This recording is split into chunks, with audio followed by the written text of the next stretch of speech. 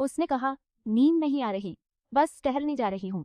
साथ ही उसे याद दिलाया, कल जियानमिन प्रतियोगिता है, तुम भी कष्ट के बाद जल्दी आराम करना। पर उसके कहने के बावजूद वो चुपचाप उसके पीछे चलता रहा। यह देखकर उसका ध्यान उस पर गया। वो न ज्यादा पास न ज्यादा दूर, एक सही फासला बनाए हुए था। वो दूरी रखकर मेरी हिफाजत करना चाहता है, पर उसे देखकर लगा जैसे कुछ गड़बड़ है, वो कुछ छुपा रहा है। उसने सोचा कि कदमों की आहट उभरी और एक आवाज गूंजी। दूर से एक जानी पहचानी मौजूदगी महसूस हुई। उम्मीद नहीं थी कि वो रुआन शिमी होगी। आने वाला शख्स लिन गुट का मुखिया झांग जिंगफेंग था।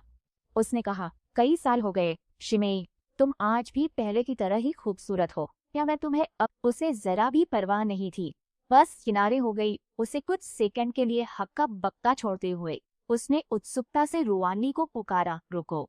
सुना है शिमेई, साधना में कील विचलन से तुम्हारी सारी आध्यात्मिक शक्ति चली गई।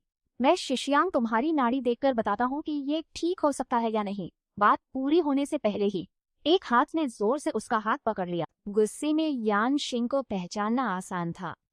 उसका चेहरा तना था और जानलेवा लग रहा था। उसने सख्ती से कहा, आत्मसम्मान रखो। वो बुरी तरह डर गया। गजब की ताकत। अपनी जगह जानकर उसने हाथ पीछे खींच लिया।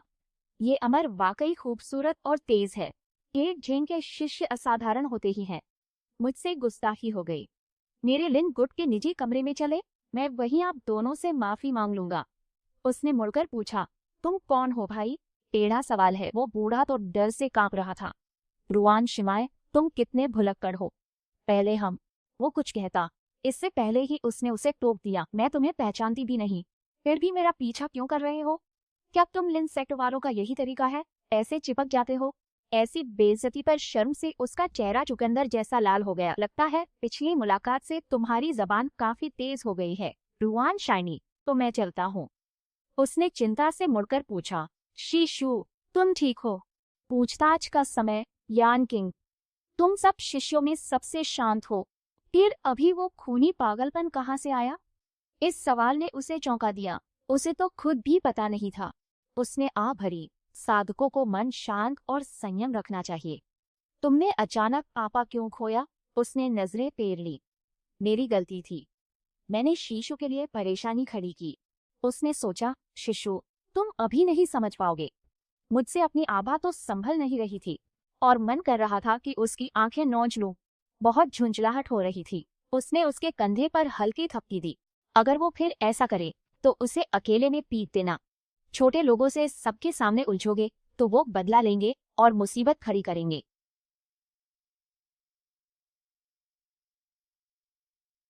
या इस सवाल पर उसने ईमानदारी से कहा, क्योंकि तुम मुझे थोड़े पसंद हो। पसंद? ये सुनते ही लड़के का दिल जोरों से धड़कने लगा। आंखें चमक उठी, चेहरा लाल हो गया, पर उसने उम्मीदों पर पानी फेर दिया। तुम्हारा चरित्र और रूप बेहतरीन है। तुम सुन लाओ के भी प्रिय हो। तुम जैसे जूनियर को कौन पसंद नहीं करेगा? वो निराश हो गया। तो ये बात है, मैं तो बस यूं ही सोच रहा था। आखिरकार उसने कहा, आइंदा मेरी तरफदारी मत करना, हमारी स्थितियां अलग हैं। वो मुझसे नहीं उलझ सकता। पर तुम शीर्ष शिष्य हो और वो तुम्हारे वरिष्ठ, वो तुम्हें आसानी से सबक सिखा देगा। यह सुनकर उसकी फिक्र महसूस कर उसका मन हल्का हो गया। उसने कहा, मैं समझ। शियाओ यी शरारती आत्मा की तरह रुआन शियाओली का मजाक उड़ाते हुए बोली, तुम बहुत कठोर हो, धन्यवाद भी नहीं कह सकती। वह झेंप कर नाराज होकर बोली, अपने काम से काम रखो। उस मक्खी से दोबारा टकराने से पहले चलो वापस चलते हैं। उसने कहा, हाँ। अगले दिन अमर गठबंधन सम्मेलन था। आज यान किंग बेहद हैंडसम और करिश्माई लग रहे थे। सम्मेलन शुरू होने की घंटी बजी। बुजुर्ग 2 सहायकों के साथ प्रकट हुए। दूर से आने के लिए आप सभी का धन्यवाद। शताब्दी का अमर गठबंधन सम्मेलन, जहां हम मार्शल आर्ट से दोस्त बनाते हैं, अब शुरू होगा। हम परिचय शुरू करते हैं। इस प्रतियोगिता में कुल 12 संप्रदाय शामिल हैं। हर संप्रदाय से 6 शिष्य यानी कुल 72 शिष्य आपस में मुकाबला करेंगे। मुकाबले लॉटरी से तय होंगे और विजेता को एक बेहतरीन जादुई कलाकृति मिलेगी। संप्रदाय के नेता और बड़े, कृपया अपनी जगह ले।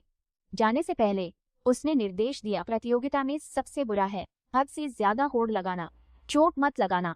उसने भरोसे से कहा, शिशु, निश्चिंत रहो। एक प्रतियोगी बोला, यह अजीब है। सब मंच की तरफ देखो। लिन पंथ प्रमुख की सीट खाली क्यों है? बगल वाले ने समझाया। क्यों ना है, ये लिन संप्रदाय के नेता कल आधी रात फिसलकर झील में गिर गए और अब तक बेहोश हैं। दूसरा व्यक्ति हैरान था। सच में, ये सच है। सब जानते हैं इसके पीछे कौन है। हाँ, एक जूनियर भाई। बड़े भाई, आज बड़े खुश लग रहे हो। उन्होंने जवाब नहीं दिया, बस कहा, ध्यान दो। तुमने भी देखा, अपना लड़का काफी खुश है। कहीं से जयकार की आवाज आई। देखो, क्या वो शांग संप्रदाय की शियाओ शियान्युन नहीं, अफवाहों की तरह ही सुंदर है और उसकी साधना भी बहुत ज्यादा ऊंची है। वह शांग संप्रदाय की शान है। झाओ शियान्युन नाम की लड़की जब शानदार अंदाज में निकली तो बाकी शिष्य उसे बस देखते ही रह गए। लोग कहते हैं वो यूनशियन संप्रदाय की पूर्वज लुआन ली जैसी है। दोनों सदी की दुर्लभ प्रतिभाएं हैं। शिशु की बुराई पर यान किंग ने त्योरियां चढ़ा ली, पर सीनियर रुआन ली तो क्यूई विचलन से कब की पागल हो चुकी हैं। अब वह तलवार भी नहीं पकड़ सकती।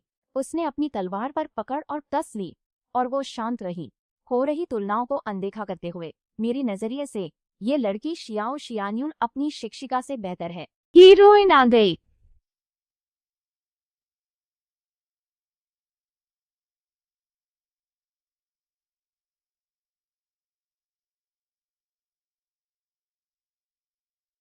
आपके शीशियांग शिष्य को प्यार होने वाला है। फिर मुकाबले के लिए वे लॉटरी निकालेंगे। सुंदर शाओ शियान्युन जो निष्पक्ष लड़ती है, दोनों पहला स्थान जीतेंगे। और वो तुरंत उसमें दिलचस्पी लेने लगी। शियाओ यी ने आगे कहा, अमर सभा में तो बस उन्होंने पहली बार अपना हुनर दिखाया। बाद में वे साथ घूमेंगे, सभी प्राचीन दानवों को वश में करेंगे और जानलेवा हालातों से गुजरने के बाद एक अमर जोड़ी बन जाएंगे। शियाओ ये हाथ में कुछ लेकर खेल रही थी और ऐसा लगता है कि वो तुम्हारे साथ भी खेल रही है। रुआन, क्या मेरे चेहरे पर चिंता है? उसने कहा। चिंता? कैसी चिंता? मैं क्यों चिंता करूं? झाओ शियान्युन सुंदर, आकर्षक है और उसकी साधना भी उच्च है। यान किंग की ऐसी पत्नी हो तो हम जैसे बुजुर्ग निश्चिंत हो सकते हैं। लगता है सिर्फ शियाओ यी को ही चिंता है। इस मेजबान को तो जरा भी खतरा महसूस नहीं हो रहा। क्या इसकी सोच में कुछ गड़बड़ है? यान किंग के पास एक शिष्य ने सुंदर लड़की को देखा और बोल पड़ा, शिष्यों, वो शियाओ शियान्युन कितनी सुंदर है। उसने बस नजर डालकर बेपरवाही से कहा, शिशु जितना अच्छा नहीं। फिर उसने नजरें फेर ली। शिशु, मैंने सोच लिया है, जब मैं ये प्रतियोगिता जीतकर अपराधी को पकड़ लूंगा, मैं उससे अपने दिल की बात। वह मन में ये उम्मीद पालने लगा था कि चाहे वो मुझे कैसी भी नजरों से देखे, मैं हमेशा उसकी रक्षा करूंगा और उसे अब कोई और नुकसान नहीं होने दूंगा। अमर परिचारक ने घोषणा की, अगला मैच। कृपया वो शिष्य आए जिसने नंबर निकाला। बाप रे!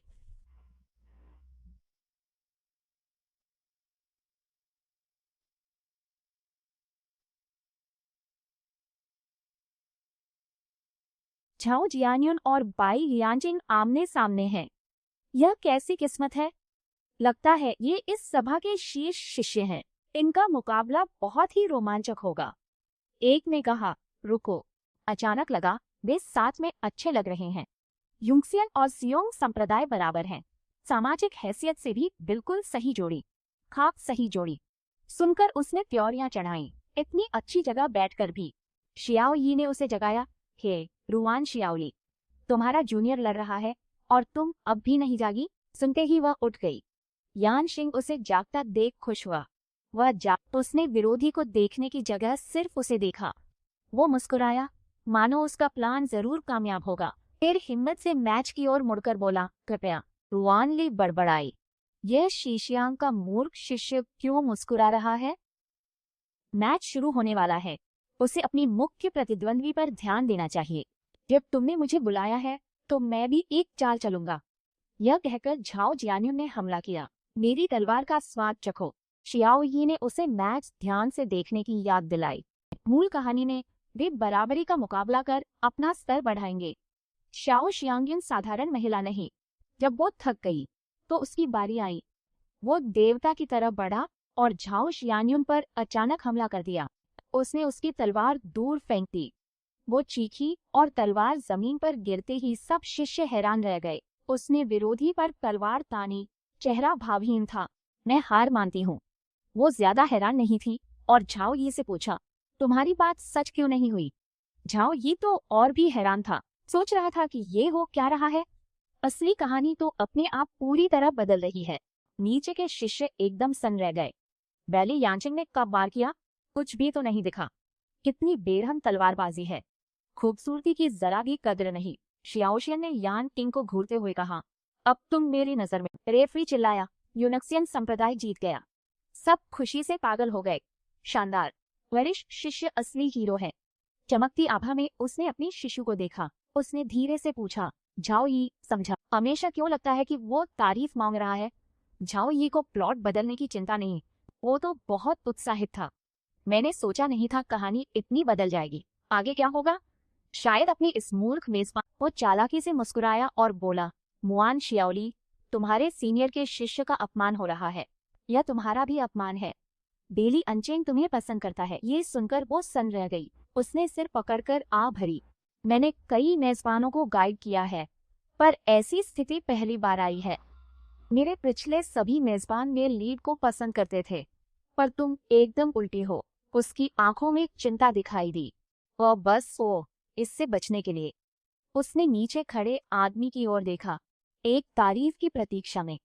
अचानक उसके दिल में अवर्णनीय भावनाएं उमड़ पड़ी। तो उसे मैं पसंद हूँ। रात हुई, हवा चली और चांदनी में उसके कपड़े फड़फड़ाए। उसने शियाओ यी से पूछा, शियाओ यी, वो मुझे पसंद करता है तो क्या मुख्य कहानी बदल जाएगी? झाओ यी भी हैरान था। मैंने भी ऐसा पहली बार देखा है, इसलिए पक्का कुछ नहीं कह सकता। तभी पीछे से आवाज आई, शिशु, और वो हैरानी से पीछे मुड़ी। वो वही था जो आज के मैच का ऐलान करने आया था। आज हमारे अमर संप्रदाय के सारे शिष्य जीत गए। कोई बाहर नहीं हुआ। अगला मैच 3 दिन बाद है, पर वो कुछ और चाह रहा था। उसने तारीफ की, आज तुमने अच्छा किया, लेकिन जोंग जिंगफिंग की घटना एक अपशकुन है। ऐसा दोबारा न हो। उसने अदब से जवाब दिया। हाँ शिशु। अपना लक्ष्य पाकर वो बेहद खुश हुआ। शिशु जल्दी किसी की तारीफ नहीं करता। तभी उसे कुछ दिखाई दिया। उसने देखा कि उसकी शिशु ने काफी पतले कपड़े पहने हैं। एक नौजवान की सहज प्रवृत्ति जागी और उसने फौरन अपने पास से चोगा निकालकर उसके पास जाकर उसे ओढ़ा दिया। शिशु, रात में हवा तेज है। तुम्हारी रक्षा के लिए कोई आत्मिक शक्ति भी नहीं है। यह चोगा पहन लो। उसे ऐसा करते देख वह हैरान थी। वो कुछ कहने वाली थी, पर उसे इतना खुश देखकर अंदर आकर उसने शिशु से पूछा, क्या हुआ? वह झिझकी और पास से गुजरते हुए बोली, कुछ नहीं। जाते जाते उसने कहा, रात को हवा तेज होती है, तुम जल्दी लौट जाना। उसने सोचा, क्या किसी को पसंद करने पर ऐसे ही घूरते हैं? उसने उसे दूर जाते हुए देखा। चोगे में शिशु और भी छोटा दिखता है। रुको। उसे अचानक कुछ एहसास हुआ। यह आकृति बहुत जानी पहचानी है। उसे भी एहसास हुआ, ये शक्ल इतनी जानी पहचानी क्यों लग रही है? और फिर वो दोनों उसके कमरे के बाहर रुके। अंदर जाते हुए उसने याद दिलाया, मैं आ गई हूँ, अब तुम जाओ। वो दरवाजा बंद करने ही वाली थी कि उसके हाथ ने रोक लिया।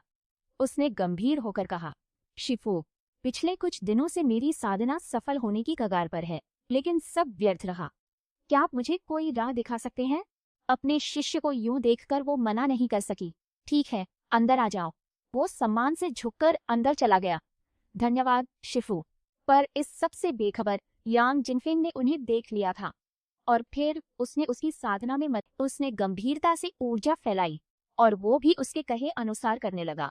उसने उसे निर्देश दिया, यहाँ अपनी आध्यात्मिक ऊर्जा से इसे ऊपर इकट्ठा करो। बेशक वो यहाँ सिर्फ साधना करने नहीं आया था, जांच उसका मुख्य लक्ष्य था। शिफू में दांटियन की असल ऊर्जा के सिवा कोई आध्यात्मिक शक्ति नहीं है। अभी कमरे की तलाशी लेने पर वहां कोई संदिग्ध हथियार नहीं मिला। क्या यह सचमुच एक इत्तेफाक है? उसे विचलित देख उसने टोका, ध्यान मत भटकाओ, ध्यान करो। यूं याद दिलाने पर वह झिम गया और बस हाँ कह पाया। बाहर बूढ़ा लोमड़ी जियांग टिंगफिंग अपने चेहरे पर एक कपटी नजर के साथ षड्यंत्र रचने की तैयारी कर रहा था। यह शीशु शीजी जोड़ी वाकई कुछ कर रही है। आधी रात को एक कमरे में एक कुंवारा लड़का और लड़की, सच में बड़ी बदचलनी है। कौन सोचता था कि आधी रात को सबके खिलाफ साजिशें रचने वाला भी सिर्फ वही था। वो घमंड से खुद पर हंसा। पाइली यांचिंग, तुमने मुझे बड़े संप्रदायों में मजाक बना दिया। तुम इसकी कीमत चुकाओगे जल्द ही। उसने कुछ देखा। वो जल्दी से अपने शिफू को ढूंढने मुड़ा। एक लड़की का कांपता हाथ उसकी ओर बढ़ा। वो पास आकर यान किंग से लिपट गई। यान किंग पुकारते हुए। उसका चेहरा पूरा लाल पड़ गया। दांत भींचकर उसने कसकर उसके कपड़े पकड़ लिए। हाँफते हुए लगभग बेहोश हो गई। उसके हाथ अब भी कसकर उसके कपड़े पकड़े हुए थे। उधर सिस्टम के जबरदस्ती बंद होने का मैसेज देखकर झाओ ही चिढ़ गया। अब बस एक ही शटडाउन बचा था। उसने कोसा, धत तेरी की, देर सबेर मैं ये फंक्शन वापस ले लूंगा। इधर यान सिंह ने उसे गले लगाया। शिफू के पास शक्ति नहीं है, वो किसी जाल में फंसी होंगी। पहले शिफू को होश में लाना होगा, वो कुछ कर पाता। इससे पहले ही उसने उसे जबरन चूम लिया। यह सचमुच जबरदस्ती थी। वो बेहोश होते हुए सिर्फ कह पाई, मेरी मदद करो। उसने बिना इंतजार किए टटोलना शुरू कर दिया। उसने फौरन उसके चंचल हाथों को कसकर पकड़ लिया। दोनों की सांसें और भी भारी। यान किंग ने कहा, शिफू, इससे चीजें और भी गर्म होती जाएंगी। यह कहकर उसने उसे उठाया, धीरे से बिस्तर पर रखा। उसके हाथ पकड़कर कहा, पहले हमेशा शिफू ही शिष्यों को सिखाते थे। उसका चेहरा तमतमा रहा था और उसे समझ नहीं आ रहा था कि क्या हो रहा है। वो बेझिझक बोलता रहा, अब शिजी की बारी है शिफू को कुछ और सिखाने की। यह सुनकर उसका चेहरा फिर लाल हो गया और उसने दांत भींच लिए। अब उसने कसकर चादरें पकड़ी, बस हम नहीं कर पाई। उनके जोशीले चुंबन के बाद उसे लगा वो बेहोश हो जाएगी। लगता है मैं सुध बुध खो रही हूँ। बाहर तेज कदमों की आहट गूंज रही थी। गुरु झाम, क्या हुआ?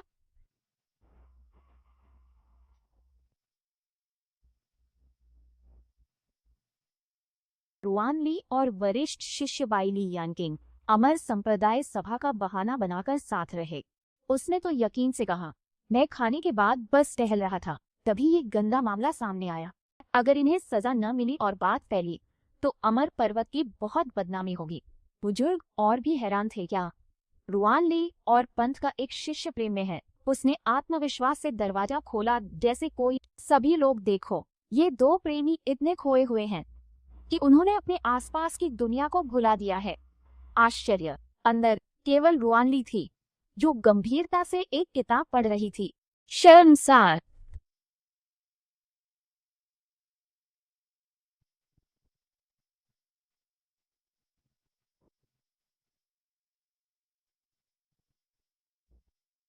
जूनियर सिस्टर रुआन, अमर पर्वत पर रात में बहुत ठंड होती है। मैं बस आपकी सेहत को लेकर चिंतित था, इसलिए आपसे मिलने आया। तो आप मेरी चिंता कर रहे हैं? तो इसलिए तुम इतने लोगों के साथ मेरे कमरे में यूं घुस आए हो? लगता है तुम यहाँ किसी गुनहगार को पकड़ने आए हो। उसने गुस्से से लाल चेहरा लिए जवाब दिया। बात यहाँ तक आ गई है तो अब इनकार मत करना। एक अगरबत्ती पहले मैंने बाई लियान किंग को तुम्हारे कमरे में घुसते देखा। कोई पकड़ो इसे। उसकी मुस्कान में एक मजाक था। तुमने खुद अपनी आंखों से देखा। वैनिशिंग इमोर्टल सेक्ट दक्षिण वुहान और लिन सेक्ट उत्तरी वुहान में है। दोनों बहुत दूर हैं। मैं ज्यादातर घर पर रहता हूँ और मिलना जुलना पसंद नहीं करता। ये बात तो सब न जाने अमर गुरु झांग कितनी देर से बाहर ताक झांक कर रहे थे। तभी तो दूसरों को मौका मिल गया कि वे जूनियर सिस्टर रुआन के कमरे के बाहर जाकर इतनी देर तक झांके। झांग जिंगफेंग सच में थरकी है। फिर बुजुर्ग ने खेद से कहा, आज जो हुआ वो जूनियर सिस्टर रुयान की प्रतिष्ठा का सवाल है। अमर पर्वत यकीनन वैनिशिंग इमोर्टल संप्रदाय को न्याय दिलाएगा। फिर आदेश दिया, लिन संप्रदाय को सभा सूची से हटा दिया जाए। उन्हें 500 साल तक अमर पर्वत आने से रोका गया है। वह गरजे, रुको अमर बुजुर्ग, मेरी बात सुने। उन्होंने विदा ली। जूनियर सिस्टर रुआन, जल्दी आराम करो, ऐसे कचरे से परेशान मत हो। उसने धीरे से, आपको छोड़ने की जरूरत नहीं।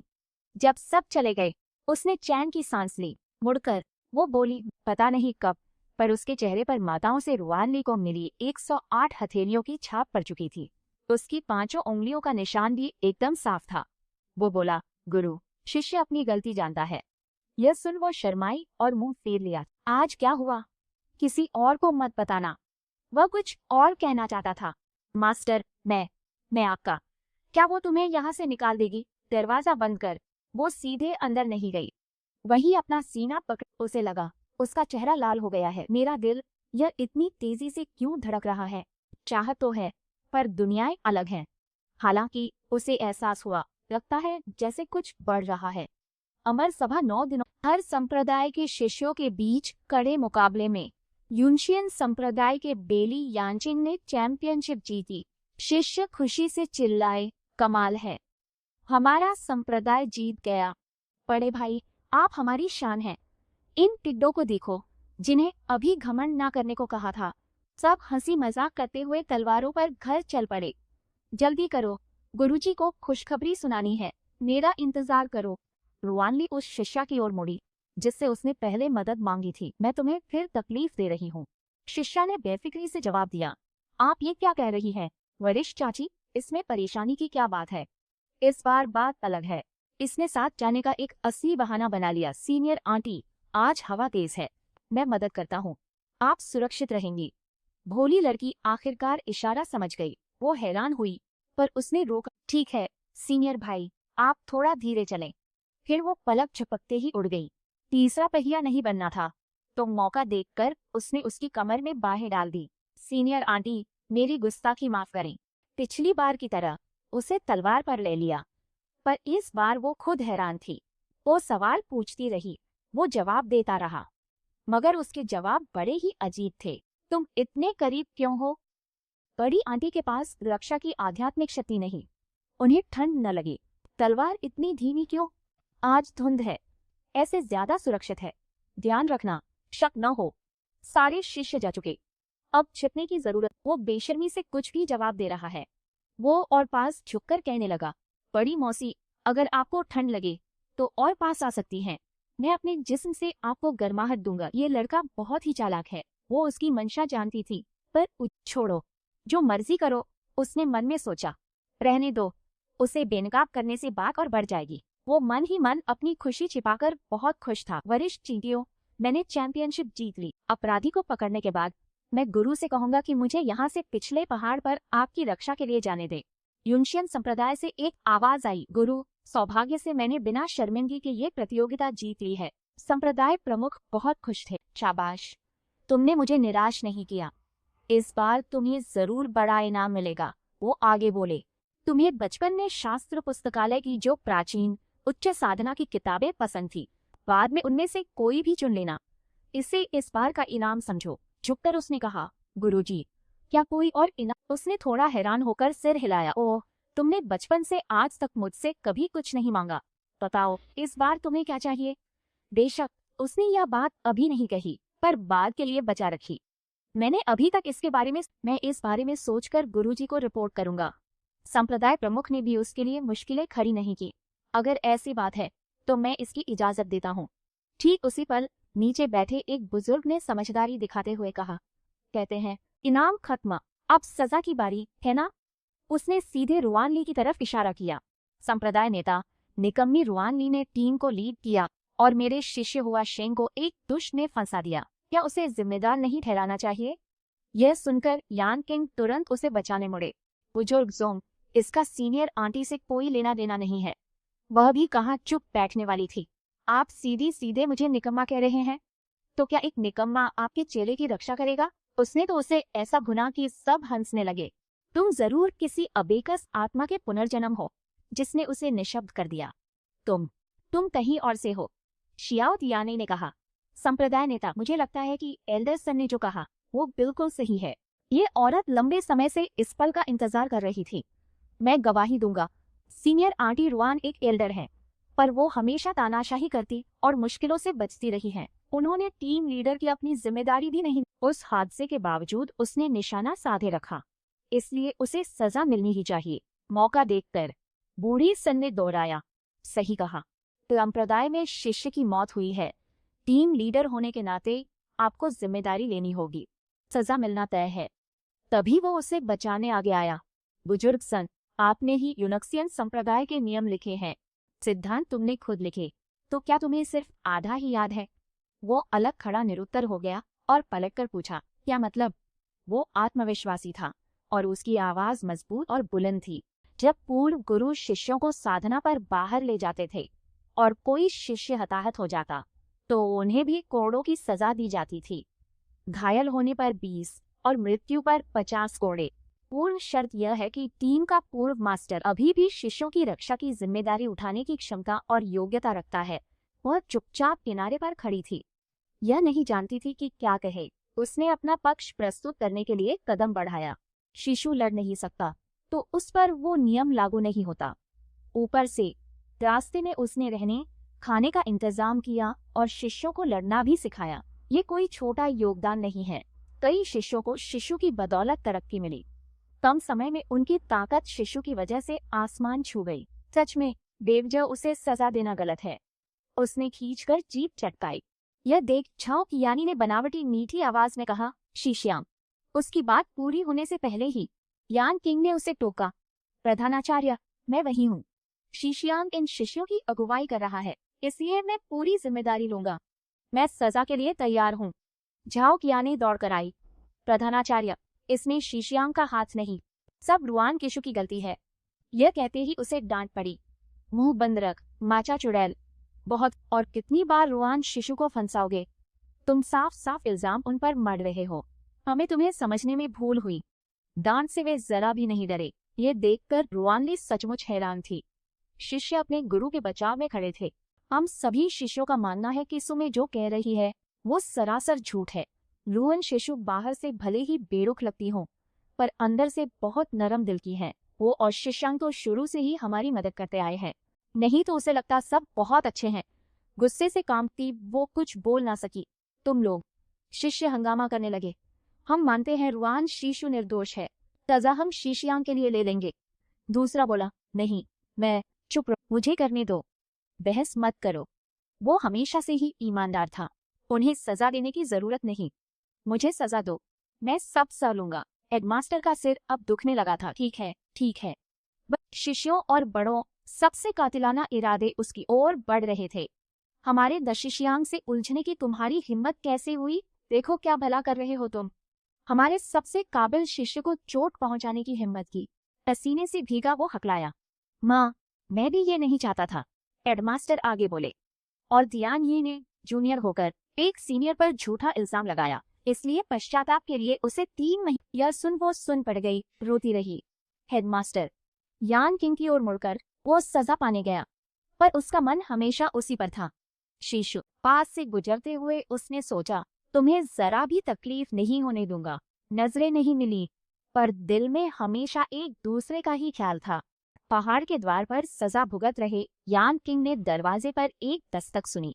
दरवाजा खोला तो वो चौंक गया। सामने शीशु शी थी। उसने अंदर आकर कहा, लाओ देखो तुम्हें कितनी चोट लगी है। वह सामने बैठकर उसके घाव साफ कर रही थी। घाव साफ करते हुए उसका दिल भी दुख रहा था। यह चोट गंभीर है, भले ही तुम कितना भी बचने की कोशिश करो। उसने मौका देखकर मासूमियत से कहा। अकिंस, उसने बेरुखी से कहा। सच में? शिष्यों से सुना, आज कोई बिना शिकायत चुपचाप सजा भुगत रहा था, अब दर्द हुआ। वो दवा पट्टियां ले आई। उसने उसी ठंडे लहजे में सलाह दी, ठीक है, अब से अपना ख्याल रखना। वो उसके करीब झुक गया, उसके भावनाओं से खेलते हुए। शिशु, क्या तुम खास तौर पर मेरे बारे में जानने आई हो? वह शर्मा गई, इनकार करते हुए। ये मेरी ही गलती है, मैं नहीं चाहती तुझे बेवजह सजा मिले। उसने कहा यही, पर सोचा कुछ और। मुझे कैसा लग रहा है मैं बता नहीं सकती। उसके जख्म देखकर मेरी वजह से उसे चोट लगी, ये सोचकर ही मेरा दम घुटता है। बिना पलक झपकाए वो मुड़ी और जल्दी से जाने के लिए उठी, पर बहुत देर तक बैठे रहने की वजह से उसका पैर सुन्न हो गया था और वो उस पर गिर पड़ी। मानो चोट लगना ही काफी नहीं था, जो उसे संभालना भी पड़ा। शिशु संभल कर, फिर भी उसे ये बहुत पसंद आया। अचानक उसका हाथ गलत जगह पड़ा, वो लड़खड़ाकर उसकी बाहों में गिरी और वो घबरा गया। शिशु, सावधान रहो, क्या कोई नाजुक जगह छू ली? उसका चेहरा लाल था और पसीना बह रहा था, पर वो बेखबर थी और उसने पूछा, क्या तुम ठीक हो? चोट लगी? तुम्हारा घाव? एक घाव है, मेरे दिल में तड़पका। फिर उसने उसका हाथ थाम लिया। शिशु, अगर ऐसा ही चलता रहा तो कुछ अनहोनी हो सकती है। उसने झिझककर सिर झुका लिया। शिशु, यह शिष्य। उसके कुछ कहने से पहले ही वो मुड़कर चली गई। तुम वहां दवा लगाते रहो, मैं चलती हूँ। उसके बेरुखी से जाने पर वो बस उलझन में पुकार सका, शीशु। वो एक चमकती ऊर्जा के सामने थी। शियाओ यी को भी हल्का सिरदर्द हुआ। एक जेंटलमैन सिस्टम के तौर पर तुम्हें याद दिला दूं, बाई ली यांचेंग के साथ इश्कबाजी में मिशन बिल्कुल मत भूल जाना। उसने दृढ़ता से एनर्जी कोर उठाया। तुम्हारी याद दिलाने की जरूरत नहीं। आज रात तो झेंग दाओलिंग की बरसी तय है। एक रहस्यमयी गुफा में रात थी। चोगा पहने वो अंदर चल रही थी। अचानक उसके कदम रुके और वो तेजी से मुड़ी। कौन है वहां? लेकिन उस साए को देख वो सन्न रह गई। यान किंग, तुम यहाँ क्यों हो? उसने उसका हाथ कसकर पकड़ा। उदास आसमान देखकर मैं जान गया शीशु बिजली से डरती है, इसलिए पीछे भागा। उसके चेहरे पर उलझन दिखी। शीशु, उसने फिर पूछा, इतनी रात में चाकू क्यों लिया है? तुम कहाँ जा रही हो? सच में उसके हाथ में चाकू था। उस पल झाओ ये घबराने के बजाय उत्साहित था। हे भगवान, क्या करे? लगता है हीरो जान गया है कि तुम ही कातिल हो। वो मानना नहीं चाहता था, पर सच तो सामने था। आप क्या करें? क्या ये वाकई शिशु हो सकता है? ये तो सराय वाले उस शख्स जैसा है, पर ये शिशु क्यों होगा? तभी कदमों की आहट सुनकर वो सतर्क हो गई। उसने यान शिंग को अंदर धकेला। उसने पूछा, शिशु? फिर उसने इशारा किया और उसके मुंह में कुछ ठूंस कर कहा, ज्यादा मत पूछो। अनजान कि वो क्या था, उसने उसे निगल लिया, ये सोचते हुए, क्या ये भागने की दवा है? तभी बाहर से एक आवाज गूंजी। जब भी ऐसी जगह पर आते हो तो किसी से भी डरने की जरूरत नहीं होती। वो आवाज जानी पहचानी थी। यान किंग ने पहचान लिया। शिफू, वो एक शिष्या को गले लगाए थे। ये रात शायद वो जिंदगी भर नहीं भूलेगा। इतनी गड़बड़ के बीच शिफू और वह महिला शिष्य इतनी रात को यहाँ क्या कर रहे हैं? और अब तो वो दोनों एक दूसरे के साथ अंतरंग होने लगे हैं। माउंटेन गेट के बाहर कई जासूसों की नजरें हैं, इसलिए यह जगह ही सबसे ज्यादा सुरक्षित। महिला शिष्या भी प्रमुख को यहाँ कैसा लगा? वो यही नहीं रुके। अगला दृश्य और भी चौंकाने वाला था। वो दोनों साथ में वो करने लगे। उसने कहा, चिंता मत करो, अगले महीने प्रतियोगिता में अमर गोली तुम्हारी ही होगी। शिष्या बोली, संप्रदाय प्रमुख, अपना वचन निभाइए। यान शिंग की मुट्ठियां कसकर भिंच चुकी थी। सच में बेशर्म, संप्रदाय की संपत्ति को ऐसे घिनौने काम में इस्तेमाल करने की हिम्मत की इन्होंने। उसे आपा खोते देख उसने इशारा किया, कोई जल्दबाजी में कदम मत उठाना। अब जाकर उसने उस पर ध्यान दिया। शीशु, क्या तुम्हें यह सब पहले से पता था? इसके बाद आई अस्पष्ट आवाजों ने दोनों को शर्मा दिया। अपने अंदर के जानवर को दबाते हुए उसका चेहरा लाल हो गया। अगर हम और करीब आए तो सब बिगड़ जाएगा। वो उसे बेकाबू नजरों से देख रहा था। यह देखकर उसने हैरानी से उसका नाम पुकारा, बैली यानचिंग। ये सुनते ही वो बोला, शिशु, बस अब और कुछ मत कहो। दिल पहले से ही तेज धड़क रहा है। तुम जितना बोलते हो उतनी बेचैनी होती है। उनकी नजरें मिली और वो बस उसी में खो गया।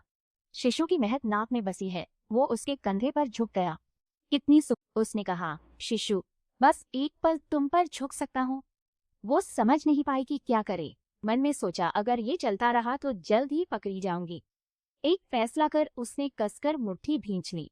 वो उसके चेहरे के पास झुकी, कुछ कहा, कौन जाने, पर वो जोश में था।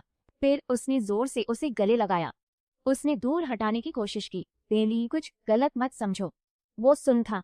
उसके कान में फुसफुसाया, शीशु, फिर से मेरा नाम लो प्लीज। शीशी, मेरी ये ख्वाहिश पूरी करो।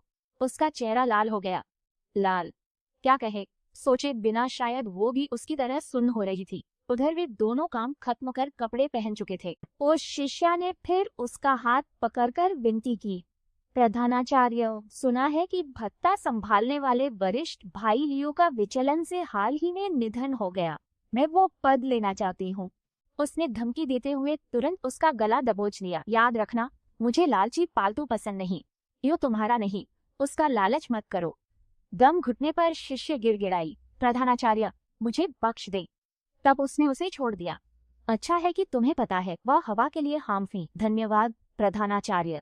बस ऐसे ही वे दोनों चले गए, जैसे कुछ हुआ ही न हो। सिर्फ वो दोनों भाई बहन उन्हें जाते देख रहे थे। गुफा से निकलते ही उसने अपना भेष बदल लिया। मुड़कर उसने पूछा, क्या हुआ? यह जानकर कि तुम्हारा आदरणीय गुरु एक पाखंडी, दो मोहा जानवर है। अवाक, लगता है उसके होश ही उड़ गए हैं। आज की घटनाएं अप्रत्याशित थी। वो ज्यादा समझाना नहीं चाहती थी। हर इंसान के दो चेहरे होते हैं, जैसे मैं, शिष्य जिसका आप सम्मान करते हैं। फिर उसका चेहरा कठोर हो गया, लेकिन मैं वो जघन्य अपराधी भी हूँ। शिष्यों के मुख से। फिर भी, यह जानते हुए भी, इकबालनामा सुनकर वो बेचैन था। उसने उस पर तलवार तानकर सवाल किया, शिशु, तुम उन्हें क्यों मारना चाहती थी? मैं तुम्हारे मुंह से ही सुनना चाहता हूँ। उसकी आंखों में अब भी वही नफरत थी। आपने देखा है, उस निषिद्ध दवा कला के बिना मैं इस यूनिक्सियन संप्रदाय में कब का मर चुका होता, जो दरिंदे बेगुनाहों की हत्या और औरतों का बलात्कार करते हैं। अगर मैं कर सकता तो मैं बोधिसत्व क्यों होता? उसने अपनी तलवार उठाई। यांचिंग, किसी को न ज्यादा बुरा समझो न ज्यादा अच्छा। आखिर मैं तो बस अपने फायदे के लिए काम करता हूँ। उसने उसकी तलवार खुद अपनी ओर कर ली। अगर मुझे मारना चाहते हो तो बेखौफ अपने साथियों का बदला ले लो। उसकी आंखें अब भी दृढ़ थी। उसने कहा, तो अब करो। शियाओ ये आता है। रुआन शियाओली, तुमने अपने सारे पत्ते खोल दिए। मिशन बुरी तरह नाकाम हुआ। वह बड़बड़ाने लगती है। शियाओ यी, बहुत तेज बोल रहे हो, मुझे शांति से जाने दो। शियाओ यी बस ड्विंग के साथ तमाशा देख रही है। बस पॉपकॉर्न की कमी है। मरने की इतनी जल्दी है? थोड़ी कोशिश तो करो। वो भी ताना मारती है। मिशन तो नाकाम हो ही गया है और तुम मुझे मिटाने ही वाले हो। तो इससे अच्छा तो बाई लियान किंग की तलवार से मरूं। तुरंत बेहोश हो जाऊंगा। उसकी तकनीक तुमसे बेहतर है। कम से कम ज्यादा देर। अपमानित झाओ यी गुस्से में मेज पटकती है। तुमने क्या कहा? वो शांत होकर अपनी आंखें बंद कर लेती है। इसे खत्म करो। अचानक वो अपनी तलवार गिरा देता है और उसे गले लगा लेता है। ये स्क्रिप्ट से बिल्कुल हटकर। मुझे बेवकूफ मत समझो। जिस शिशु को मैं जानता हूँ वो बेरहम खूनी कातिल नहीं। उसे आज भी याद है कैसे उसने बिल्ली के घाव पर पट्टी बांधी थी और बहुत अच्छे से उसकी देखभाल की थी। उसकी बातें कड़वी हैं पर दिल की बहुत अच्छी है। अगली बार गिरे तो इतने खुशकिस्मत नहीं। बाहर दूसरी शिष्याएं हंस रही हैं। सही हुआ। राजधानी में घूमते हुए आवारा बिल्ली बचाने का क्या फायदा, जो खरोंच दे।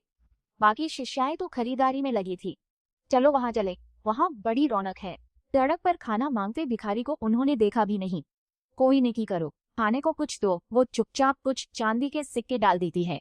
ये देखकर वो मुस्कुराया क्योंकि उसे जो लड़की पसंद है वो बाहर से सख्त पर अंदर से बिल्कुल ही अलग है। वो की तरफ मुड़ा।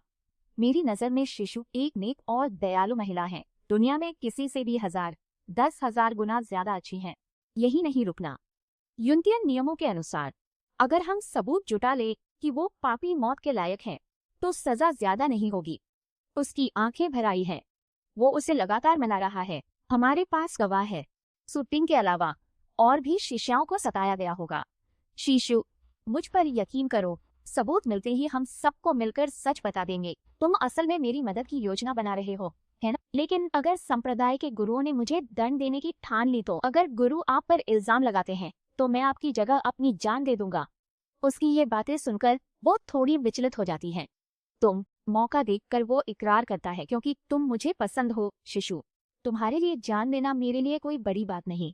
ये जानते हुए भी कि वो उसे पसंद करता है, उसका इकरार सुनकर वो चौंक जाती है। वो उसे प्यार से संभालता है। शिशु, सोचा नहीं था कि अपनी भावनाएं ऐसे बताऊंगी। तुम डर गए ना? तुमने मुझे कई बार बचाया है। इस बार मुझे तुम्हारी रक्षा करने दो।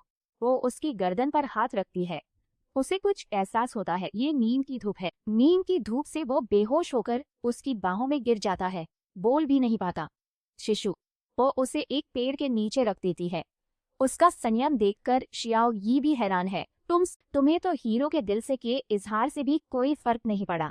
इस बार वो झाओ यी को जवाब नहीं देती, बस पास जाकर उसे याद दिलाती है। पाइली यांचिंग, जरूरी नहीं कि मैं तुम्हारी सलाह मानूं और तुम्हारे इजहार का ये मतलब नहीं कि मैं हाँ कह। तुम्हारी जिंदगी तुम्हारी है। इसे दूसरों को और खासकर मुझे सौंपने की जरूरत नहीं। वो अब भी उसे शिशु ही बुलाता है। वो उसकी तलवार उठाती है और अब भी पुकारता है, वापस आओ। पर वो नहीं सुनती और मुड़कर कहती है। उसकी परछाई दूर जाते देख वो बेहोश होने से पहले बेताबी से कहता है, कुछ भी नादानी मत करना। देर रात एक कमरे की बत्तियां अब भी जल रही थी। तभी ध्यान में बैठे झेंग दाओलिन अचानक पूछते हैं, वहां दरवाजा खोलने वाली और कोई नहीं रुआन ली थी। उसे अपने सामने देखकर वह हैरान रह गया। शिमी, तुम इतनी रात को यहाँ पर क्या कर रही हो? हाथ में डिब्बा लिए वो कहती है, शुक्र है आज मुख्य हॉल में संप्रदाय नेता ने बात नहीं बढ़ाई। हाल ही में मेरी कीमियागिरी सफल रही और मैंने कुछ ग्रेड 9 की आध्यात्मिक गोलियां बनाई हैं। मैं ये खास आपके लिए लाया हूँ ताकि आप मेरा मार्गदर्शन कर कुछ सलाह दे। ये सुन वो उठा, तो मेरे साथ आओ। आखिरकार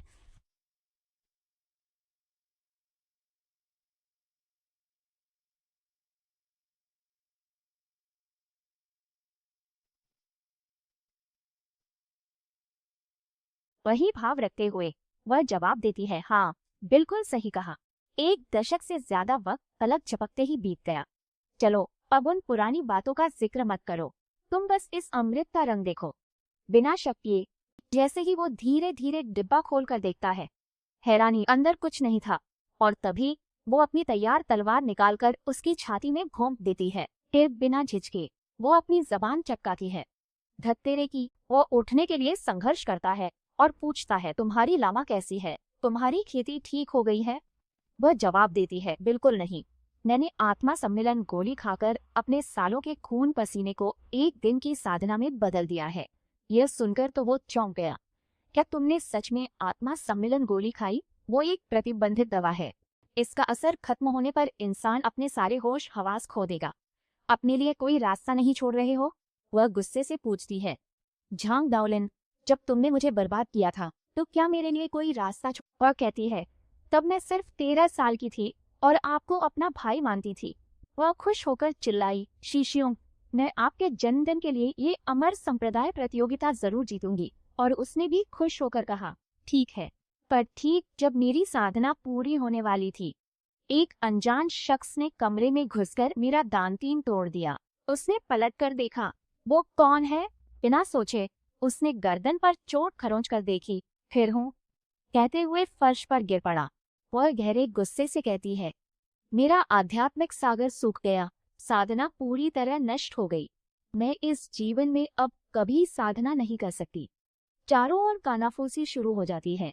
बड़ा अफसोस हुआ, हमें उम्मीद थी वो पंथ का नाम रोशन करेगी, पर किसे पता था ईश्वर भी प्रतिभा से जलता है। गुनाहगार अब तक पकड़ा नहीं गया। लोगों को बेचैन करने से बेहतर है अभी इसे राज रखे। अचानक वह शिशी के कमरे का दरवाजा खटखटाती है। शिशियों, तूफान आने वाला है और मौसम में बड़ी उमस है, क्या मुझसे थोड़ी देर बात करोगे? दरवाजे की दरार से मिली एक झलक ही उसे चौंकाने के लिए काफी थी। ये उस रात हमलावर पर लगे खरोंच के निशान है। हाँ, वो उसका अपना शीशियांग ही था। बिजली कड़की। वो सच में इस पर यकीन नहीं करना चाहती। और तुम, मेरे सबसे करीबी, कि वो मुजरिम हो जिसने मुझे अनंत विनाश में धकेल दिया। यो उसने देखा उस पर उसे यकीन नहीं हो रहा। अपने छोटे से बदन को भींचकर उसके आंसू रुक नहीं रहे थे। उसी क्षण मैं समझ गया कि मेरा वापस वर्तमान में आकर वह नफरत से कहती है, झांग दाओलिन, तुमने तब मेरे साथ जो सलूक किया था, आज मैं उसका 1000 गुना बदला लूंगी। यह कहते ही वह उस पर झपट पड़ी और तलवार गहराई से घूम। अचानक उसने हाथ पकड़कर उसे काबू कर लिया।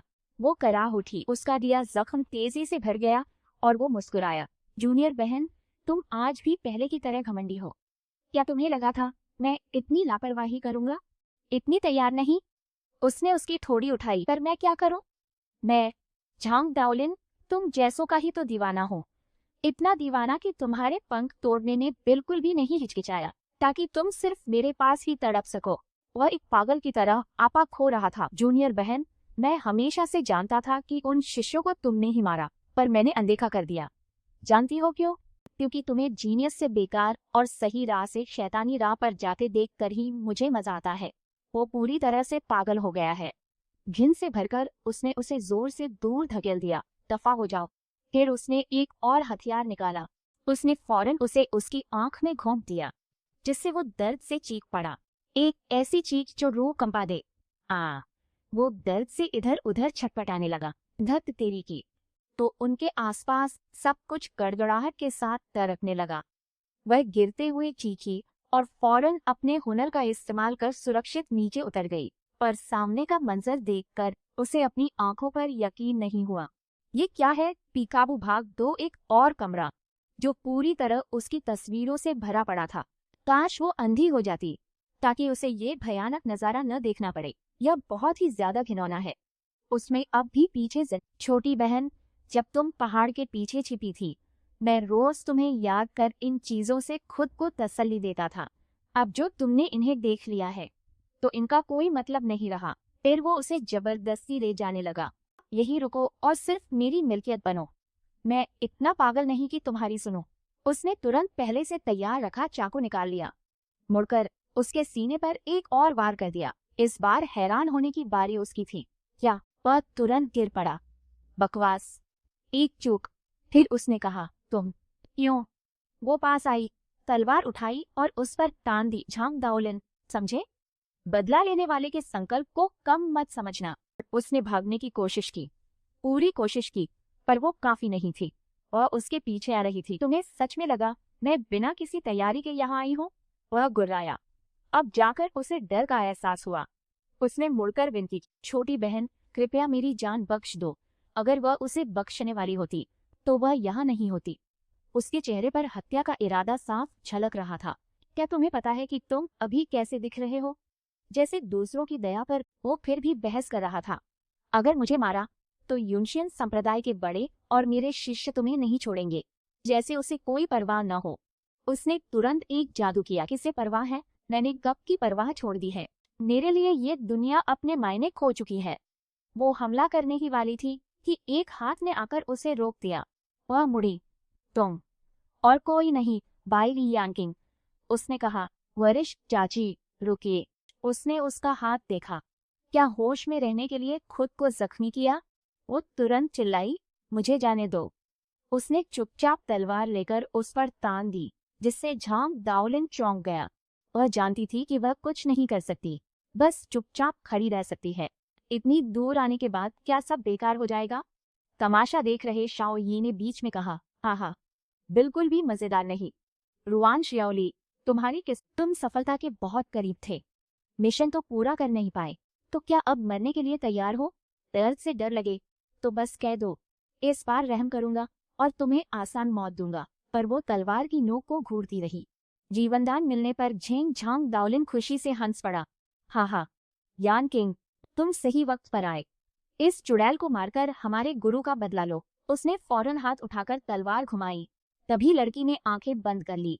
सब कुछ खत्म हो रहा था, लेकिन तभी कहानी पलट गई। उसने पलटकर झांग दाओलिन पर तलवार चलाई, जिससे वो चीख उठा। क्या अविश्वसनीय है ना? पाठकों को भी इसकी उम्मीद नहीं थी। शियाओ यी और रुआन ली को भी इतने तेज बदलाव की उम्मीद नहीं थी। वह हकलाया, बैली यांचेंग, अचानक मारने की हिम्मत कैसे हुई? अब वह पूरी तरह बदल चुका था। उसके अपनों से उलझने का यही अंजाम होता है। मेरी हिम्मत कैसे न होती? तुमने अपने साथी शिष्य को नुकसान पहुंचाया, ताकत का दुरुपयोग किया और इंसानी जान को घास की तरह समझा। तुम्हारे किए के लिए 100 करोड़ मौतें भी कम होंगी। पर एक बात है, तुम शिशु के हाथों मरने के लायक नहीं हो। सही कहा।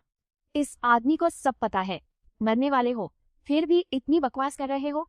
तो ये बात है। हाँ, जानवर, तुम राजद्रोह कर रहे हो। शिशु के साथ संबंध रखने की हिम्मत की। उसके चुप होते ही यान किन ने वार किया और उस पर खून छिटक गया। उसने मुड़कर कहा, शिशु, तुम भागो। आज रात की बात कोई नहीं जानेगा। तुम पहले जाओ, बाकी मैं देख लूंगा। वह शर्माकर बोली, मेरे लिए आवरण चाहते हैं?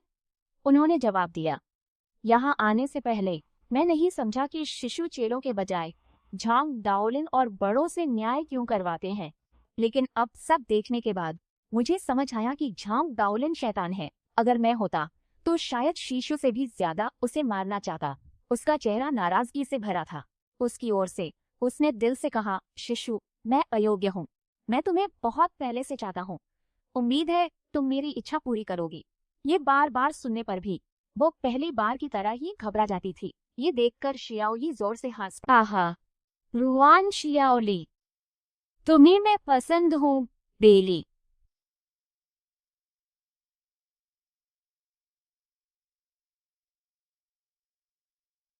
जानते हो मेरे हाथों में कितनी जानें हैं?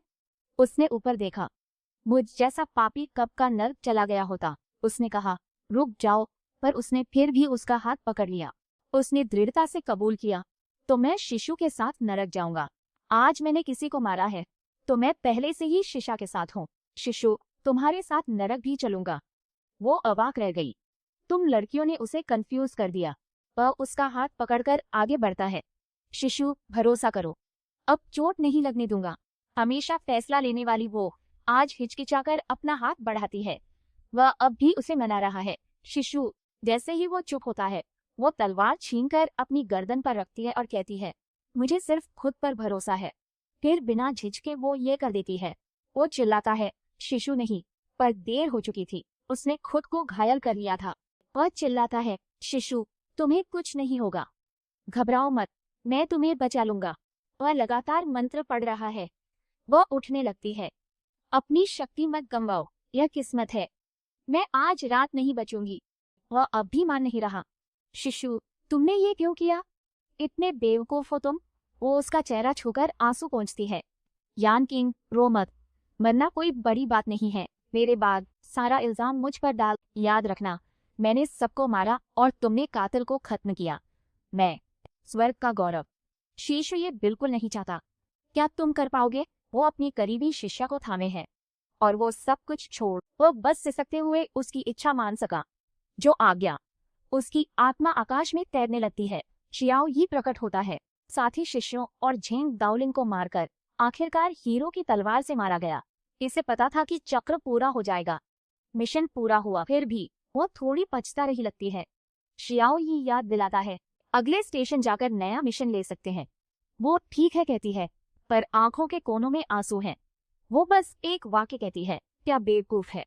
और वहाँ एक लड़का उसकी याद, एक लड़का जो उसके लिए पागल है, किसी भी चीज से नहीं डरता, पर उसकी वजह से बहुत दर्द में भी है। 3 दिन बाद बाई ली यानकिंग यूनशियन संप्रदाय का आधिकारिक प्रमुख बनता है। पूर्व पंथ प्रमुख याम दाओलिन और शिष्यों के पुराने कामों की जांच हुई। सबने घुटनों पर बैठकर अपने गुनाह कबूल किए। हाँ, मुझे झांग दाओलिन ने ढूंढा था। उसने कहा, मैं उसे समर्पित हो जाऊं तो वो मेरी रक्षा करेगा। मेरा इरादा गलत नहीं था। बस वो लड़की पतले कपड़ों में मुझे बहका रही थी। वो सुनता है पर परवाह नहीं करता। पंथ के नियमों से तुम्हारी साधना मिटाकर तुम सबको निकाल दिया जाएगा। दोबारा गलती करने पर यही अंजाम होगा। सारे बुरे कर्म सबके सामने लाए जाते हैं। पूरा संप्रदाय स्तब्ध है। जो शिष्य कभी छोटे भाई थे, उन्हें अपने आदेश मिल गए हैं। हाँ, वाइल यानचिंग सख्ती से कानून लागू करते हैं, पूरा संप्रदाय सुधारते हैं और नेकी से राज करते हैं। सिर्फ 3 साल में यूनशियन संप्रदाय मुख्य भूमि का सबसे बड़ा संप्रदाय बन गया। 100 साल बाद स्वर्ग का गौरव बन वह राजकाज संभालता, खुद पर सख्त रहता और परम अमर बना। अमर लोक में अमर एक पीले भूरे शाहबलूत का पत्ता उसके हाथ पर गिरा। सैकड़ों वर्षों से उसने उस लड़की की छवि कभी नहीं भुलाई। शिशु, कोई परिकथा नहीं है, क्या दुखद प्रेम कहानी है। अंत में भुगतता वही है। इन जैसी प्राचीन इमारतों वाले यू देश में एक बच्चा किसी के पीछे चल रहा था। बुजुर्ग महिला चिढ़ी हुई थी। महाराज, चौथे राजकुमार इस बूढ़ी नागिन के पीछे आइए। महारानी को यूए के राजकुमार रुआन झू का इंतजार था। उसके गुर्राने को सेविका ने अनदेखा किया।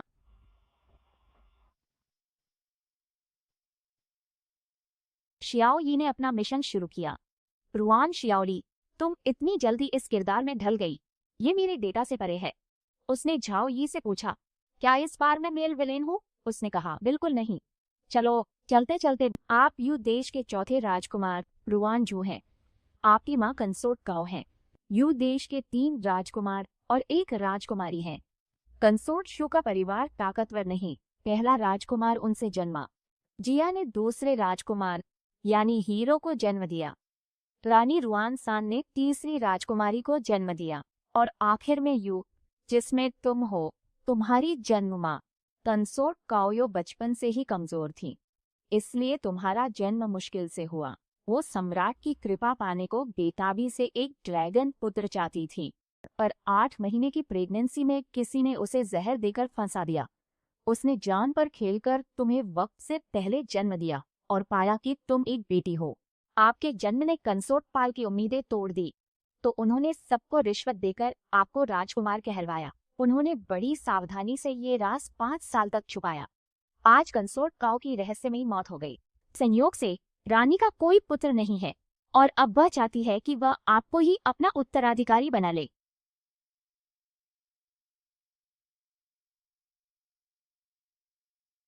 सेब खाते हुए शियाओ यी ने समझाया, कंसोर्ट को आपके जेंडर पर झूठ बोलकर ऊपर से खुश तो थी, लेकिन आखिरकार यह राजद्रोह था।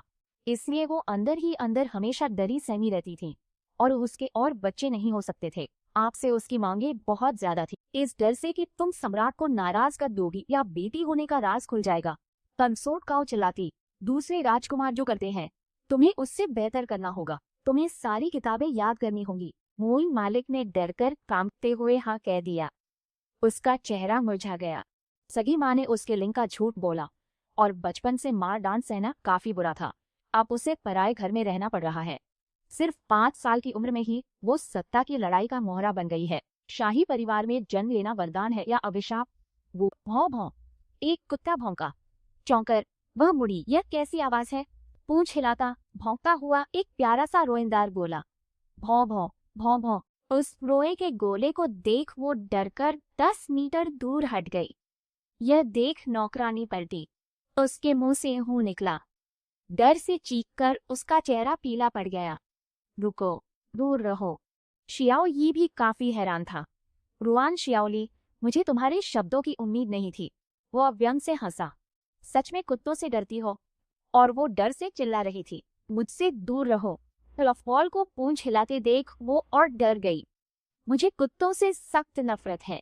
नौकर चिल्लाया, महल में कुत्ता कहाँ से आया? लोग कहाँ हैं? यह प्यारा तो है, पर इसे दूर रहना चाहिए, वरना रुआनली बेहोश हो सकती है। स्टिक ने पिल्ले को उठाकर कहा, इधर आओ, अब और मत खेलो। यह नजारा वाकई दिलचस्प है, लगता है मैंने इसे कहीं देखा है। झाओ यी ने दिलचस्पी से कहा, अजनबी बिना लड़े दोस्त बन जाते हैं। रुआन शियाओली, चलो परिचय करवा दो। पपी के मालिक ने उसे संभाला। माफ करना चौथे भाई, ये छोटा कुत्ता अभी मैंने ट्रेन किया है। क्या तुम डर गए? शियाओ यी ने बताया। दुश्मन, सुनो।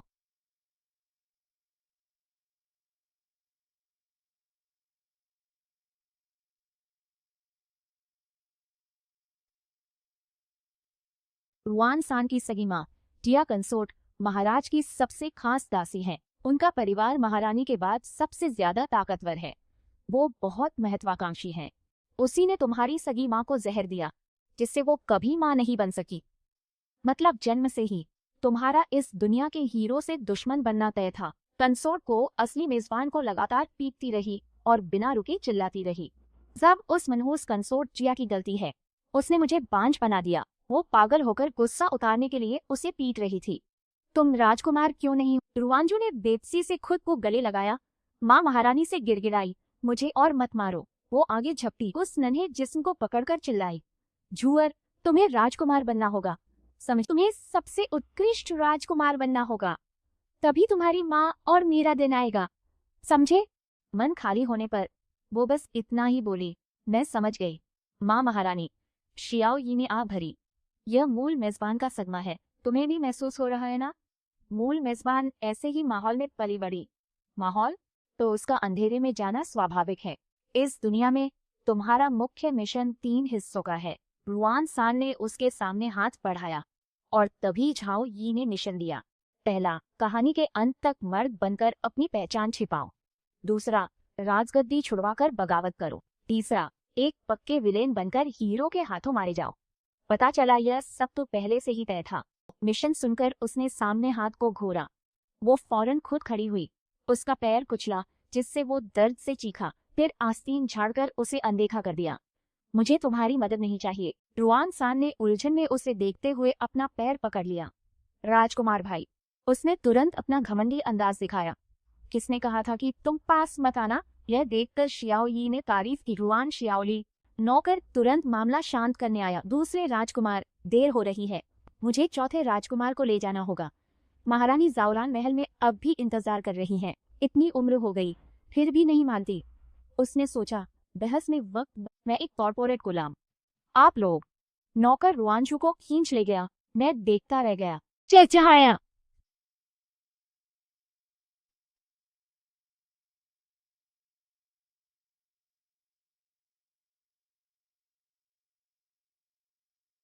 उनके पीछे खड़ी एक दासी ने आकर कहा, महारानी, आपको यह सूचित करना है कि वो बाहरी हॉल में काफी समय से आपकी प्रतीक्षा कर रहे हैं। महारानी ने अनसुना कर पूछा, अभी तो 2 अगरबत्तियां ही जली हैं, इतनी जल्दी क्या है?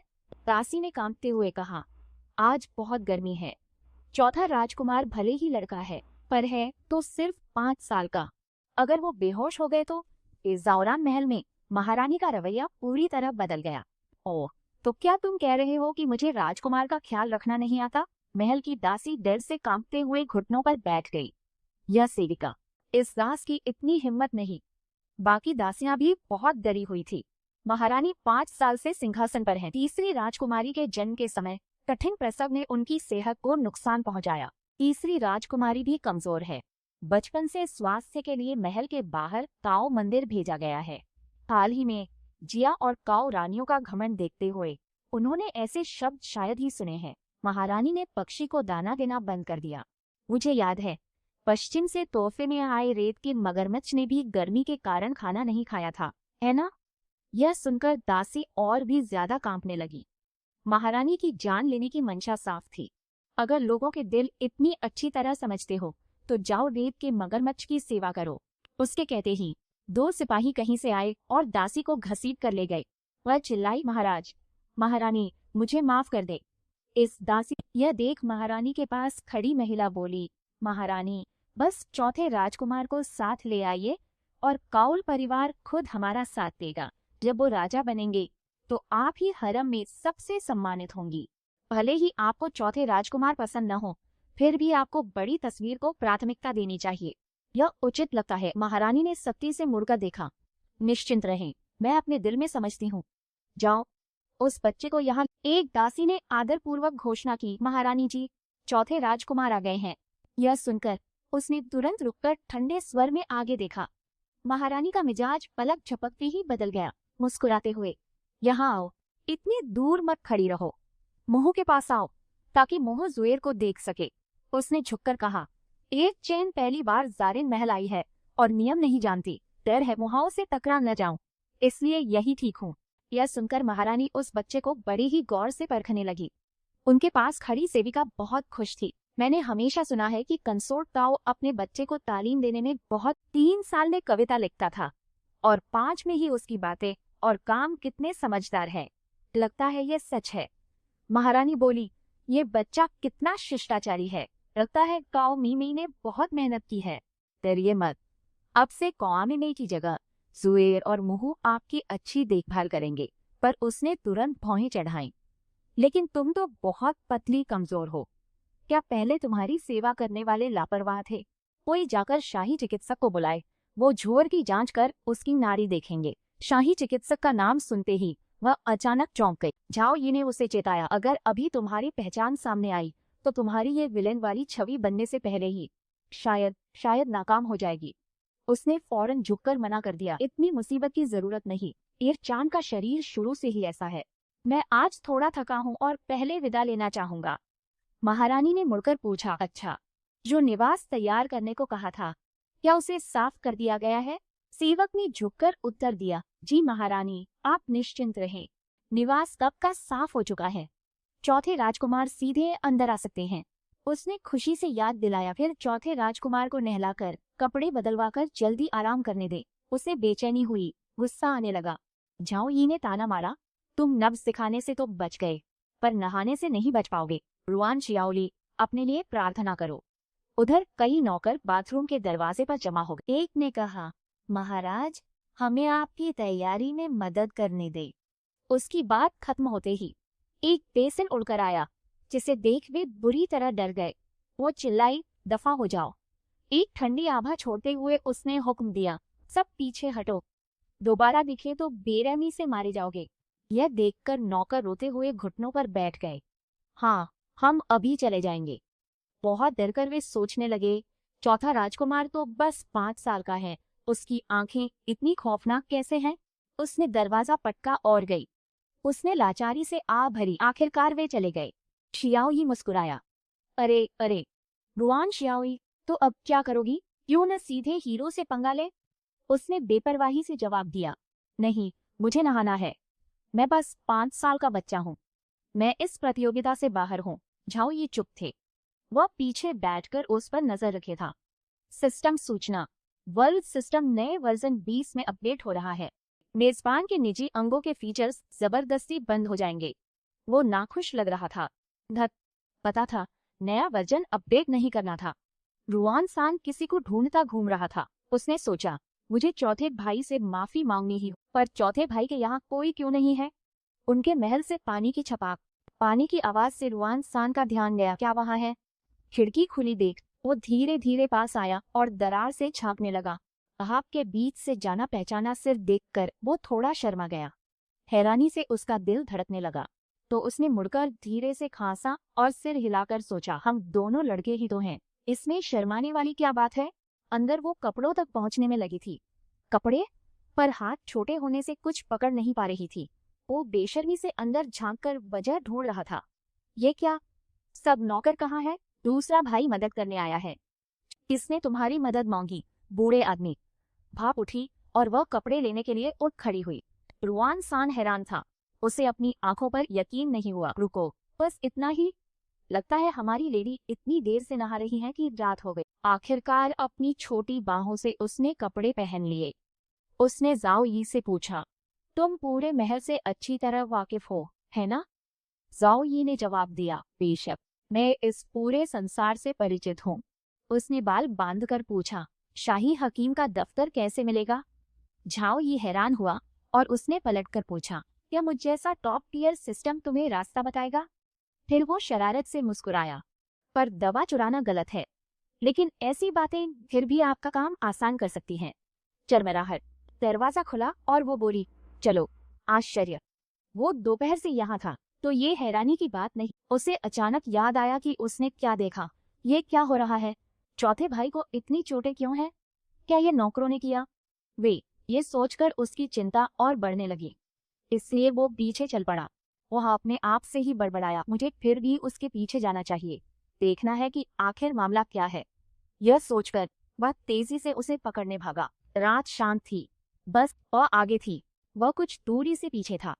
वह सोचने लगा, वो क्या रहा है? चौथा भाई कहाँ जाना चाहता है? अचानक उसके रुकते ही वह झट से पास छिप गया। मगर उसे चकमा कैसे देता? उसने पूछा, झाओ यी, वो मेरा पीछा क्यों कर रहा है? मुकबंद में व्यस्त शियाओ यी ने जवाब दिया, कौन जानता है, शायद वो दिन वाली किक की वजह से नाराज है और बदला लेना चाहता है। ये सुनकर उम्मीद के मुताबिक उसका अभी बच्चा ही है, ठीक से छिप भी नहीं रहा, पर दुश्मनी रखना जानने से मेरा काम आसान हो जाता है। छिपा नौजवान घबरा रहा था, दिल जोर से धड़क रहा था। क्या चौथे भाई ने मुझे अभी देख लिया? उसने मन में सोचा, तो क्या, मैं बस हेलो कहूंगा और बताऊंगा कि उसकी चिंता में मैं उसके पीछे चला आया। उसके मन ने जवाब दिया, पक्का यकीन है? तुम्हारी इस भलाई को देखकर वो तुम्हें पक्का एक बिगड़ा हुआ स्टॉकर ही समझेगा। एक चौथे भाई, विकृत।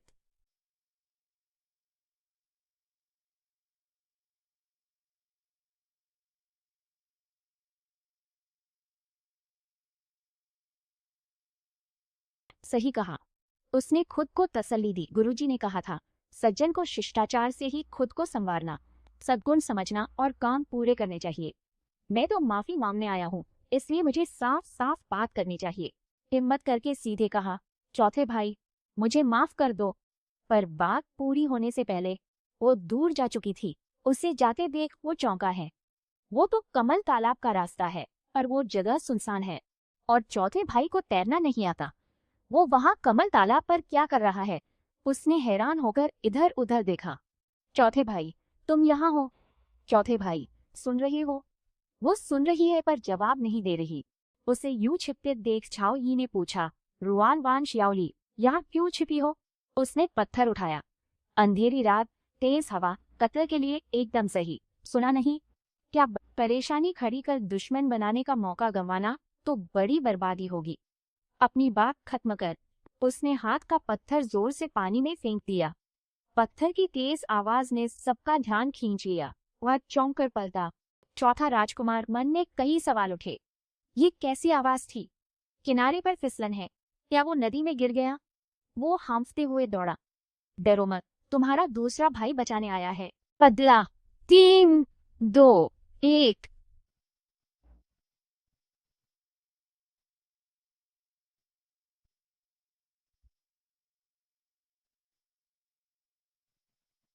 उसकी आंखों में घबराहट दिखी थी।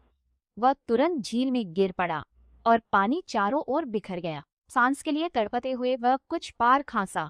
उफ, खांसी खांसी खांसी। वो बाज की तरह उसे पानी में तड़पता देखती रही। फिर छड़ी फेंककर वो जाने लगी। झाओई ने पूछा, अरे, तुम बस देख रही थी? क्या जानबूझकर हीरो को पता लगने दिया कि ये तुमने किया? लेकिन तुम गलती करके भाग गए। क्या तुम्हें डर नहीं कि ये हीरो इस तालाब में डूबकर मिशन फेल कर देगा? उसने बेपरवाही से जवाब दिया, इस झील का पानी तो बस कमर तक है, बिल्कुल भी गहरा नहीं है। ये बस उसे सबक सिखाने के लिए है। शियाओ यी खिलखिलाया, हाँ, तुम सचमुच अपने नाम जैसे हो, रुआन शियाओली। वह भी सतह पर आ गया था, पास की एक चट्टान पकड़े और कुछ बार खांस रहा था। खांसी खांसी। उसने भी सोचा, यह अजीब है, मैं अभी अभी कैसे फिसल गया, मुझे अंदाजा नहीं। उसने राहत की सांस ली। शुक्र है चौथा राजकुमार पानी में नहीं गिरा। मुझे जरूर कोई गलतफहमी हुई है। उसे असली गुनहगार नहीं दिखा। वो चट्टान पकड़कर धीरे से उठा और किनारे की ओर बढ़ा। अचानक उसने सीना पकड़ा, उसका पूरा शरीर कांप रहा था। अभी ही क्यों? और रात और गहरी होती गई। वो अपनी जरूरत की चीज लेकर चली गई, लेकिन शियाओ यी को ऐसा बिल्कुल नहीं लगा। क्या हुआ? तुम्हें कोई उत्साह नहीं है? दवा इतनी जल्दी चुराकर मेरा इंतजार बेकार कर दिया। मैं खुश नहीं। हम खुश नहीं। उसने बस याद दिलाया, तुम बहुत शोर कर रहे हो। आवाज सुनते ही वो छिप गई। जल्दी में 2 दासियां थी। जल्दी आगे जाकर देखो, एक ने कहा। अब भी कुछ नहीं। अब क्या करें? क्या खबर कर दें? उसने राहत की सांस ली। बाल बाल बचे। सेवक कांप उठे। वाह वाह वाह, अगर शाही उपपत्नी जिया को पता चला कि दूसरा राजकुमार गुम है, वो हमारी जान ले लेगी। इस बात पर उसका ध्यान गया।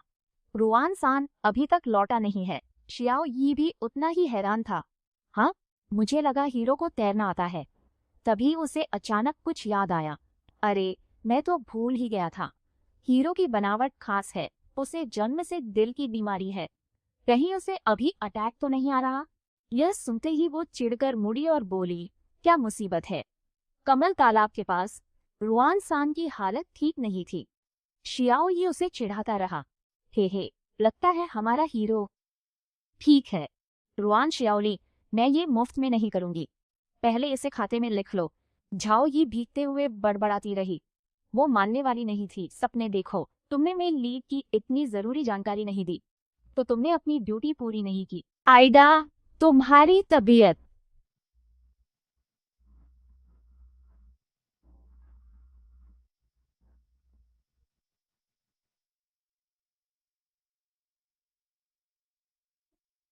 कैसी?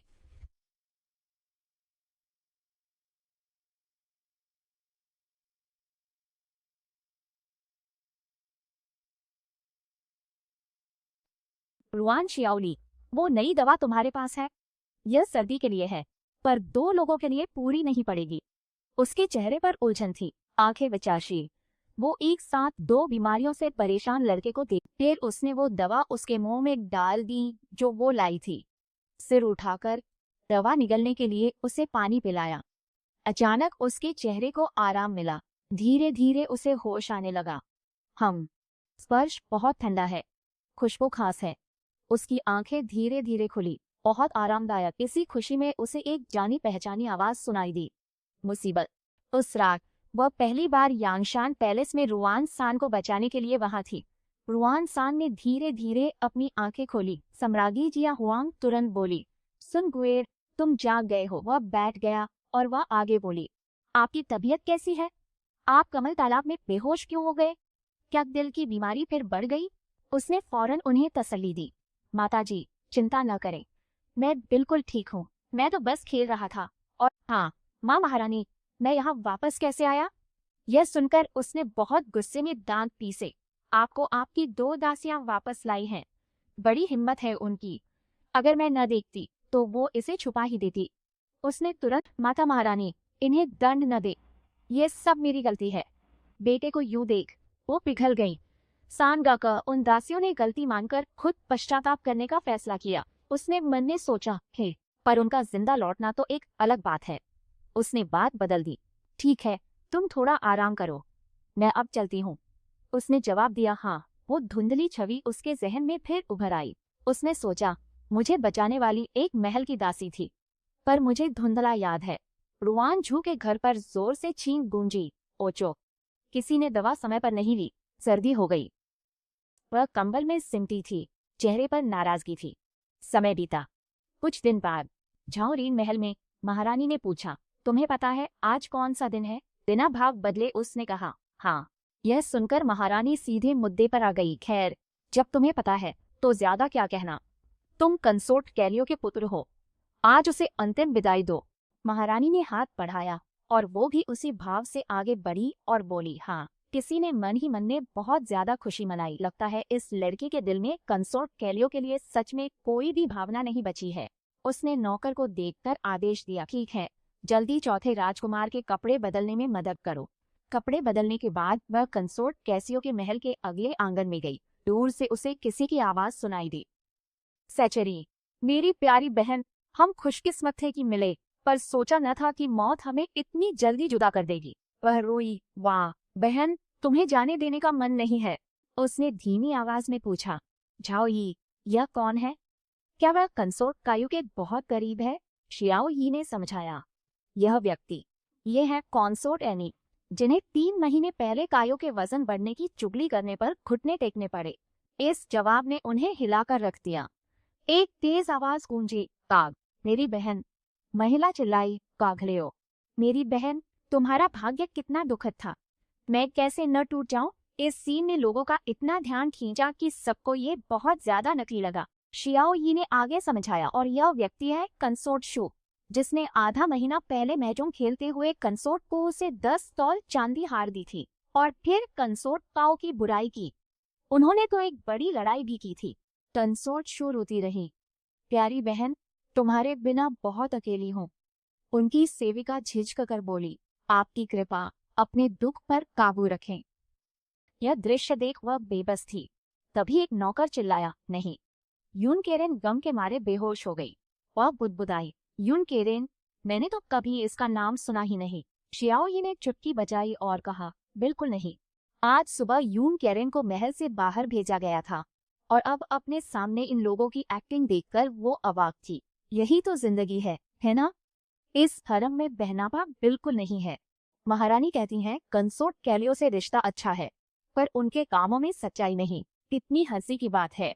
उसी वक्त रुआन सान वहां से गुजरे और हलचल देखकर पीछे मुड़े। उन्होंने हम किया। सामने वो नाक सुड़कते हुए सोच रही थी, मेरी नाक फिर बह रही है। लगता है मेरी सर्दी अभी पूरी तरह से नहीं गई है। क्या आज रात फिर से दवा चुरानी चाहिए? एक परछाई पास से गुजरी और उसने धीरे से सिर उठाया। रुआन सान आए और बोले, आप अपने दुख को दबाओ, पर दर्द हो तो रो लेना, खुद को रोकना मत। मुझे अपने छोटे भाई पर तरस आता है, जो सच से अनजान है। वो अभी छोटा है, ऊपर से मजबूत दिखता है, पर अंदर से बहुत परेशान होगा। उसने रूखेपन से कहा, मैं उदास नहीं हूँ, रास्ते से हटो। उसने अनसुना कर मुड़कर पूछा, महारानी आपने क्या कहा? उसने फौरन पीछे से जोर से धकेला। मैंने कहा, दखलंदाजी बंद करो, पर किस्मत ने साथ नहीं दिया। तभी संतुलन खोकर वो आगे गिरी और एक हाथ ने उसे थाम लिया। एक आवाज आई, महारानी संभल कर। वो पूरी तरह उसकी बाहों में थी। इस अनपेक्षित मोड़ पर हैरान और चकित झाओ यी के मुंह से बस एक आ निकल गई। फिर खुद को संभाल कर उसने जोर से उसके पैर पर अपना पैर दे मारा। दर्द से तड़पते हुए वह नीचे बैठ गया और उसकी आंखों में आंसू। उसने धमकाया, शरीफ बनने का नाटक बंद करो, अगली बार दोनों पैर कुचल दूंगी। वह मुड़ी और फौरन चली गई। झाओ यी ने चिढ़ाया, वाह, नेकी का बदला बदी से देना अच्छा है। यही चलता रहा तो शर्त लगा लो, वो हीरो तुमसे और नफरत करेगा। हे। तभी उसने सोचा, रॉयल ब्रदर से आ रही ये खुशबू तो वही जड़ी बूटी की महक है जो बेहोशी में कमल तालाब के पास आई थी। मुझे चौथे भाई ने ही बचाया। सीन में नकली सिसकियां थी, क्या दर्द भरी खूबसूरती। पाए मैं अभागी, महारानी काओ हो, शांति मिले, यह बहन तुम्हें याद करेगी। हाय मैं अभागी। वह भावहीन बनी सब कुछ देखती रही। सैचरिया आपस में फुसफुसाने लगी, देखो उस निर्दयी को, निर्दयी चौथा राजकुमार। लेकिन उफ, वो कैलियो तो मरने ही लायक थी। यहाँ आकर ये नाटक करते करते थक गई हूँ। दूसरे ने कहा, हाँ, कंसोर्ट कैलियो और महारानी तो हमेशा से ही कट्टर दुश्मन हैं। अब महारानी के हाथों पड़कर भला उसका बेटा कैसे बचेगा। धीरे धीरे सबकी नजरें उस पर टिक गई और बातें भी बढ़ने लगी। हे, कितना दिलचस्प है। तो वो एक नमक हराम है। वो चुपचाप उसकी बातें सुन रही थी। वाह, लगता है उसे बहुत तकलीफ होगी। हाँ, शियाओ यी भी मजाक उड़ाने लगी। हे, वाह, कंसोर्ट काओ का जादू तो सच में। सब उसका तमाशा चाहते थे। उसका जवाब था, तो क्या, परवाह नहीं, मगर रुआन सांग को तरस आया। चौथा भाई बेरहम होता तो मुझे बचाता। बेचारा, इतनी कम उम्र में बिन माँ का। उसे खुद को घूरता पाकर उसने ऐसी नजर से देखा कि वो कांप गया। पीछे से एक जानी पहचानी आकृति आई और झुकरे में बोली। उसने उसका सिर सहलाया। उदास मत हो, कंसोर्ट काऊ की जगह अब यह महारानी तुम्हारा ख्याल रखेगी। देखे बिना उसने बस हाँ कहा। फिर उसने सुझाव दिया, महारानी, यह बच्चा अब वापस जाना चाहता है। वो भला मना भी कैसे कर सकती थी। ठीक है। और फिर वे दोनों उस गपशप की जगह से घर चले गए। महारानी ने टटोलना शुरू किया। तुम और दूसरे राजकुमार अभी बात कर रहे थे। आखिर तुम दोनों ने क्या कहा? उसने सहजता से जवाब दिया, कुछ खास नहीं। वो बस मुझसे नाराज